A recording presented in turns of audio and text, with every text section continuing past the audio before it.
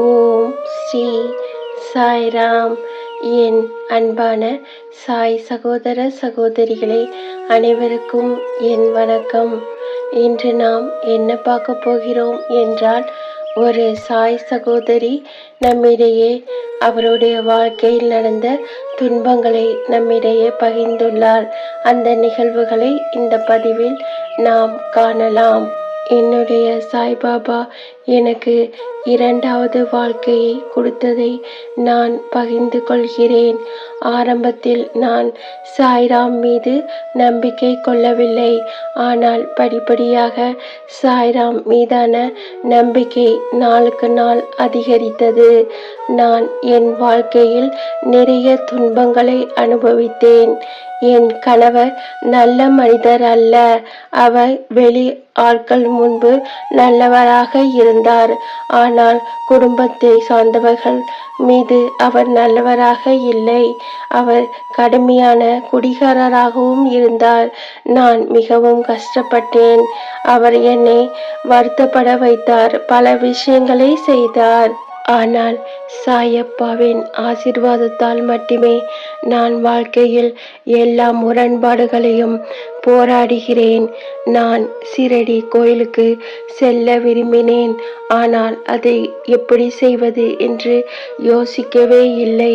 சிரடியில் சாய்பாபா தரிசனத்துக்கு செல்ல விருப்பம் உள்ளவர்கள் தங்கள் பெயர் மற்றும் விவரங்களை தெரிவிக்கவும் என்று எனது நண்பர் சாய் பக்தர் குழுவில் அறிவித்தார். எனவே எனது பெயர் மற்றும் தகவல்கள் என் சகோதரர், அம்மா மற்றும் சகோதரி ஆகியவரும் ரயில் மூலம் எங்களுக்கு செல்வதற்கு 4 டிக்கெட் கிடைத்தது.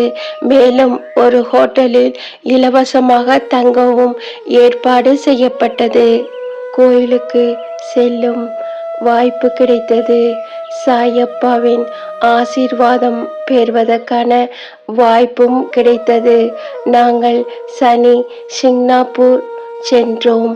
சென்று சனி பகவானின் ஆசீர்வாதத்தை பெற்று வீடு திரும்பினோம். நான் நீண்ட நாட்களாக நினைத்து கொண்டிருந்த சாயப்பாவின் தரிசனம் பெறுவது மிகவும் அதிர்ஷ்டமாகவும் ஆசீர்வாதமாகவும் உணர்ந்தேன். அது எனது நிதி நிலைமைக்கு முடியவில்லை. ஆனால் சாய்ராம் எனது பிரார்த்தனைக்கு பதிலளித்தார்.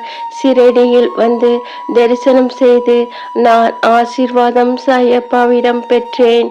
இன்று நான் வாழ்க்கையில் செட்டில் ஆகவில்லை. மகனுக்கு வேலை இல்லை. கணவனை இழந்தேன். நான் வாழ்க்கையில் எப்போதும் கஷ்டத்தை சந்தித்திருக்கிறேன்.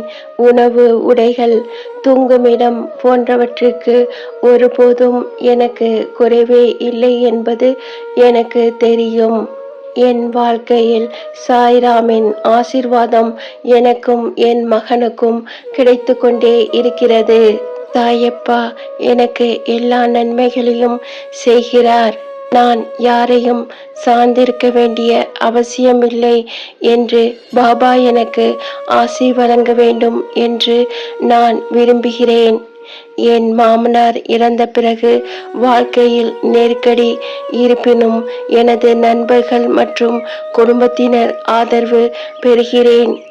இதற்கெல்லாம் சாயப்பாதான் ஆசீர்வாதம்தான் காரணம். இப்போது என் மகன் வாழ்க்கையில் இந்த பொறுப்பை ஏற்று நான் உயிர் பிழைக்கும் வரை மகிழ்ச்சியாக இருக்க வேண்டும் என்று பிரார்த்திக்கிறான். இந்த பிரார்த்தனைக்கும் பாபா விரைவில் பதில் தருவார் என்று நான் உணர்கிறேன். இன்னும் எத்தனையோ சம்பவங்கள் நடந்தன. ஒவ்வொரு முறையும் என்னுடன் சாயப்பா இருப்பதை நான் உணர்ந்தேன். இதுவரை என் வாழ்க்கை பயணத்தில் ஒவ்வொரு அடியிலும் என்னுடைய சாயப்பாவின் அற்புதங்களையும் ஆசீர்வாதத்தையும் நான் உணர்ந்திருக்கிறேன். இன்று நான் எனக்காக பிரார்த்தனை செய்யவில்லை. அனைத்து சாய் பக்தர்களுக்காக நான் பிரார்த்தனை செய்கிறேன்.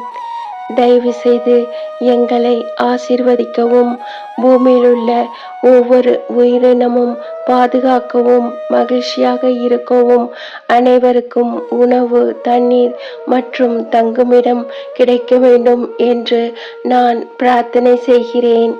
என் அன்பான சாய் சகோதர சகோதரிகளே, அனைவரும் இந்த சகோதரியின் பிரார்த்தனை ஏற்று நாமும் பிரார்த்தனை செய்வோம். இந்த பதிவை கேட்ட அனைவருக்கும் நன்றி. சாய்பாபாவுடைய ஆசீர்வாதம் அனைவருக்கும் கிடைக்க வேண்டும் என்று சாயப்பாவை வணங்கி வேண்டுகிறேன். நன்றி, வணக்கம். ஜெய் சாய்ராம். அல்லாஹ் மாலிக்.